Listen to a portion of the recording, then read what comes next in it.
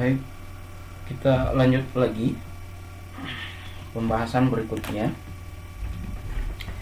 Jadi kali ini kita akan membahas tentang heading dan paragraf. Ya, jadi sebelumnya sempat di materi-materi sebelumnya sempat saya singgung terkait dengan heading dan paragraf. Nah, untuk lebih detailnya saya akan jelaskan lagi, yaitu heading dan paragraf. Nah, heading di sini ya, kalau berdasarkan pada w3schools.com katakan bahwa heading merupakan judul atau subjudul yang akan ditampilkan di halaman web ya. Jadi sama halnya dengan Microsoft Word ya, biasa juga kita menggunakan heading ya kalau Microsoft Word. Jadi boleh saya perlihatkan di sini ya. Di sini kalau kita membuat judul biasanya ya, membuat judul ini kan kita bisa gunakan heading 1 sampai dengan heading 6 ya, bahkan ada juga heading 7 dan seterusnya kalau di Microsoft Word. Nah, pada saat kita memasukkan heading di Word, maka secara otomatis di samping di navigasinya, di bagian navigasi dasarnya, nanti akan kelihatan nanti di sini. Nah, jadi di HTML ya, yang biasa digunakan adalah mulai dari heading 1 sampai dengan heading 6. Jadi makin besar nilainya, makin besar nilai headingnya, maka lebih makin kecil hurufnya ya. Jadi makin kecil huruf yang ditampilkan ya, tampilannya makin kecil ya. Nah, kita bisa lihat di sini contohnya, kita try dulu. Nah, di sini sudah ada, jadi heading 1, heading 2 dan seterusnya. Jadi nilainya di sini ya, mulai dari heading 1 sampai dengan heading 6. Baik. Kita lanjut ya. Jadi nah, di sini disampaikan lagi bahwa heading ya dari H1 memang sampai dengan H6 ya tagnya. Jadi kalau di sini H1 mendefinisikan bahwa hal tersebut atau heading tersebut itu sangat-sangat penting, apakah dia judul atau subjudul gitu loh ya. Jadi semakin kecil ya, semakin seterusnya ya, mulai dari H1 sampai dengan H6, maka semakin besar nilainya, itu menandakan bahwa mendefinisikan bahwa heading tersebut mungkin kurang penting ya, ini kurang penting. Jadi ini kaitannya dengan di web ya, kaitan dengan di web. Nah, kita lihat lagi di sini contohnya. Jadi ini bisa langsung di uji coba menggunakan menggunakan editor, menggunakan Notepad, menggunakan Notepad++ atau yang lainnya boleh saja. Baik. Nah, di sini disampaikan bahwa secara otomatis akan membuat space ya, akan membuat space antara, jadi setelah sebelum dan setelahnya heading ya. Jadi di antaranya ya akan membuat space ya, akan membuat space. Nah, kita bisa lihat di sini. Nah, di sini kalau kita lihat di sini ya, ini kan tidak ada aturan misalnya break atau apa, tidak ada aturan, tidak ada tag break yang kita gunakan, tetapi ini langsung memberikan space heading 1, heading 2. Nah, disinilah nanti di bagian di sini yang space nanti akan diisikan isi dari headingnya ya, isi dari headingnya. Jadi kalau misalnya judul di sini, maka di antara setelahnya heading itu akan diberikan space di situ. Berarti di situ adalah tempatnya nanti mengisi atau uraian dari judul yang ada pada heading tadi ya.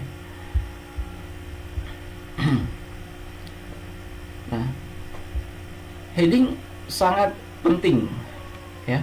Kenapa sangat penting heading? Ya, karena mesin pencari, ya, jadi mesin pencari menggunakan heading untuk mengindeks, ya, struktur dan konten dari web. Jadi kenapa ini sangat penting? Karena nanti ini yang akan digunakan oleh mesin pencari.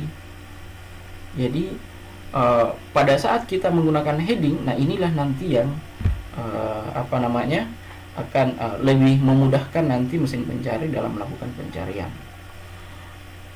Kan selama ini yang kita tahu, yang selama ini kan pada saat kita mencari sesuatu kan kita selalu berdasarkan pada apakah judul, ya, ada kaitan dengan judul maka dia akan muncul.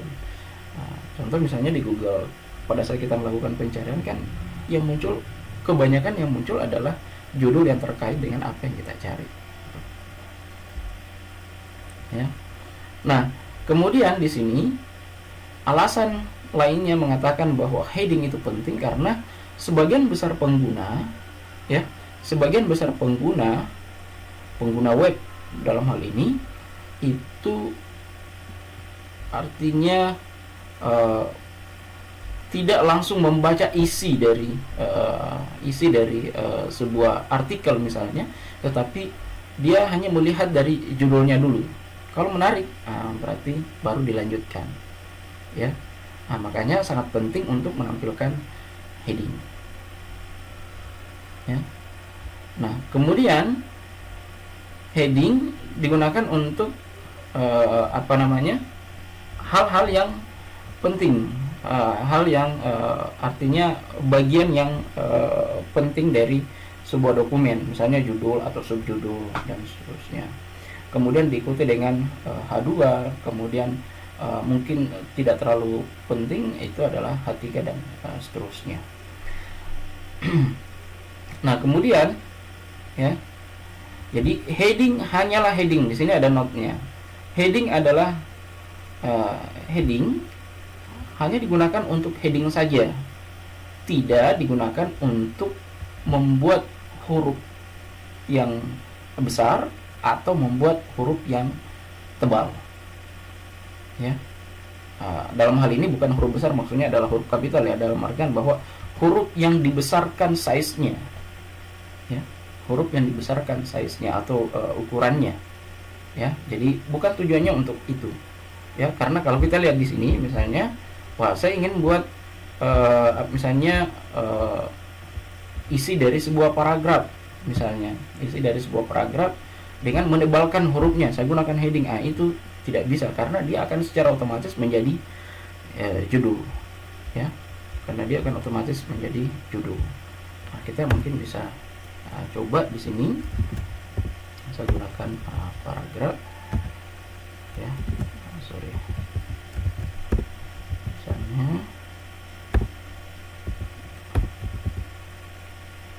misalnya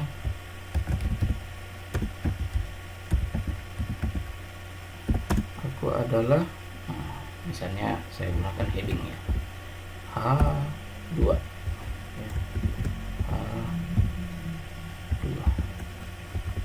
Aku adalah mahasiswa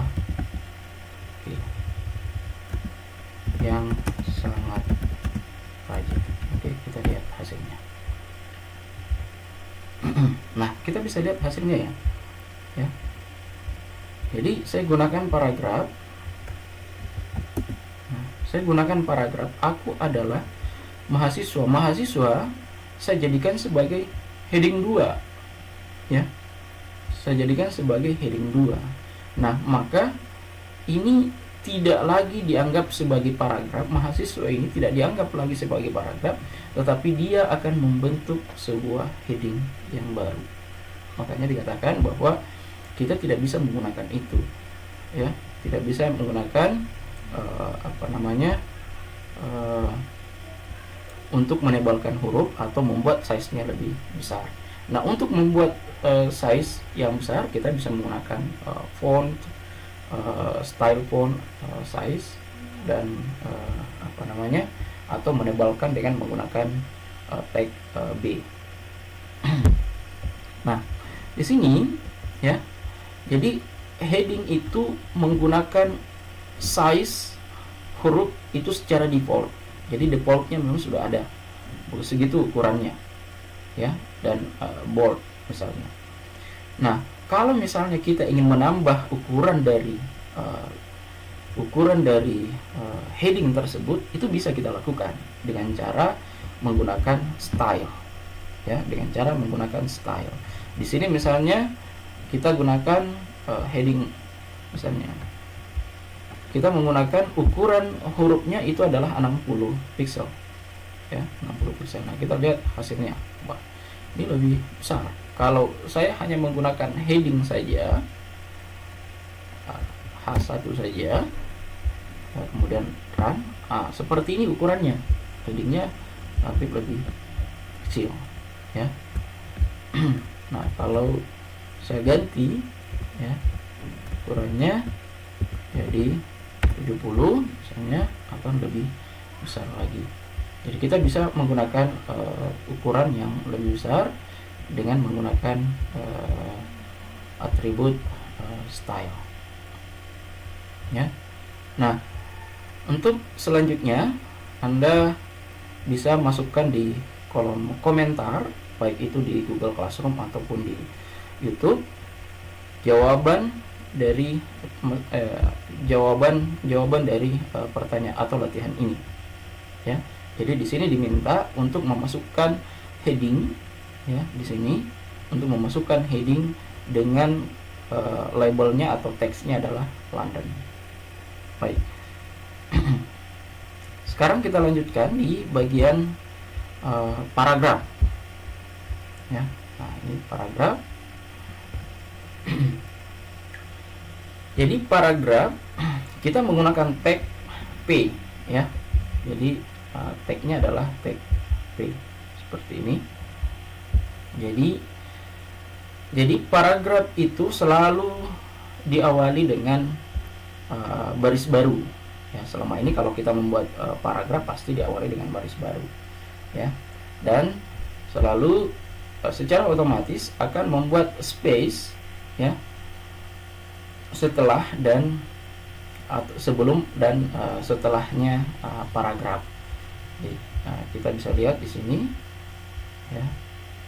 Nah, di sini ada jaraknya antara paragraf satu dengan paragraf yang lain, walaupun kita tidak menambahkan di sini break, ya. Kita tidak menambahkan break di sini. Oke. Nah,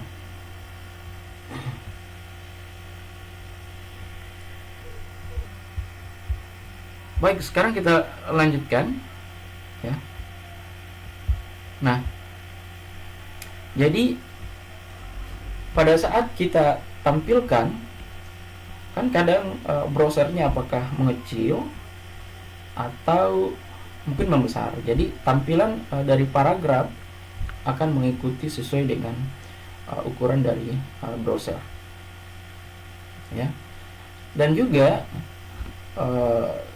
spasi, misalnya kalau misalnya ada spasi tambahan, ya, seperti ini akan dihilangkan secara otomatis, ya. Jadi ada tambahan-tambahan spasi, ini akan hilang secara otomatis. Kita bisa lihat hasilnya, ya. Oke. Nah, ini yang biasa. Nah, di sini ada tambahan spasi nih. Jadi walaupun saya tambahkan, kan, nah, ini tetap tidak ada perubahan, tetap akan mengikuti paragraf yang baik, ya. Itu juga pada saat saya perkecil, ini akan secara otomatis akan turun. Ini akan turun, secara otomatis akan turun, ya. Akan mengikuti sesuai dengan ukuran dari window-nya, ukuran dari tampilannya.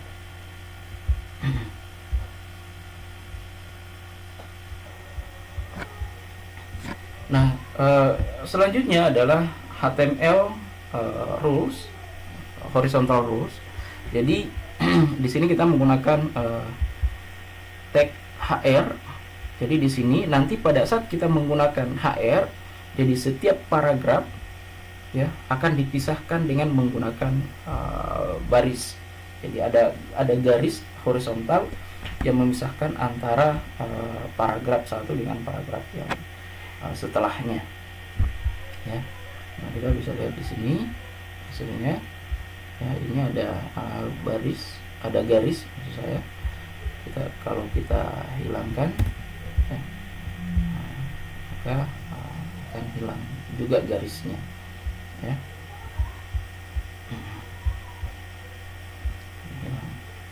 Ya. Dan selanjutnya, nah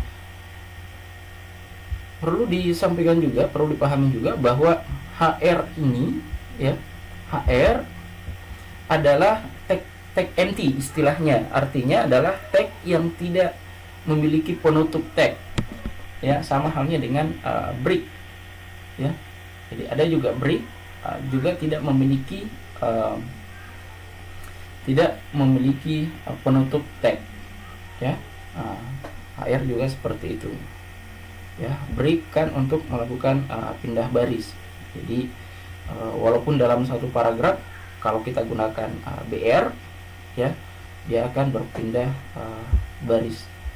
Dia akan berpindah ke baris yang selanjutnya, tapi masih terhitung sebagai satu paragraf karena di sini masih dalam bagian tag P, ya, masih dalam bagian dari paragraf tersebut.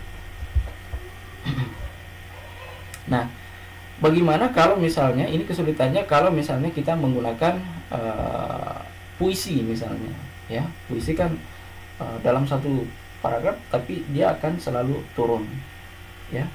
Nah, contoh misalnya seperti ini, ya, seperti ini. Pada saat kita tampilkan maka dia akan dia tidak pindah baris, dia akan tetap dalam satu paragraf yang sama. Jadi mestinya kan dia berpindah baris ke bawah gitu, ya. Nah, tapi hasilnya itu tidak seperti itu. Hasilnya adalah tetap akan melanjutkan seterusnya, ya, tetap akan berlanjut dan dia tidak pindah baris. Nah, untuk penulisan yang seperti ini kita bisa menggunakan tag pre, ya, PRE, ya. Jadi mendefinisikan performance text. Jadi dan di sini sudah secara default, ya, secara default menggunakan jenis huruf Courier, ya, jenis hurufnya line breaks, ya. Jadi dengan menggunakan tag PRE ini atau pre ini, maka tampilannya itu adalah jenis hurufnya adalah Courier, kemudian sepertinya jenis ukuran hurufnya juga sudah disesuaikan dan artinya bahwa secara default itu sudah ditentukan, ya. Kemudian spasinya itu spasi 2, ya, spasinya adalah spasi 2 dan akan berpindah baris, ya, akan berpindah baris. Nah, seperti ini. Jadi jenis hurufnya juga berbeda, ya. Jadi ini jenis hurufnya berbeda, ya, dengan yang di atas ini berbeda. Oke. Nah, sekarang kita uji dulu bisa tidak kalau kita mengganti hurufnya. Bisa tidak kalau kita ganti huruf dengan menggunakan style misalnya. Ini saya copy saja, ya. Ini saya copy. Oke, bisa tidak, ya? Ternyata bisa. Jadi ukuran hurufnya kita bisa ganti. Jadi ini bisa ukurannya bisa kita tambah, ya.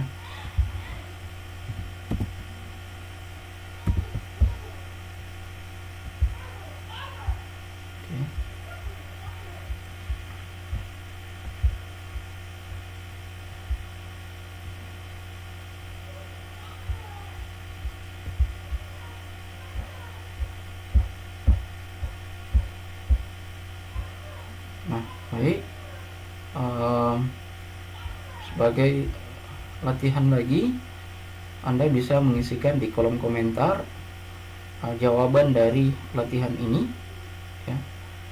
Jadi di sini Anda diminta untuk membuat sebuah paragraf dengan isinya adalah hello world. Baik, terima kasih. Saya akhiri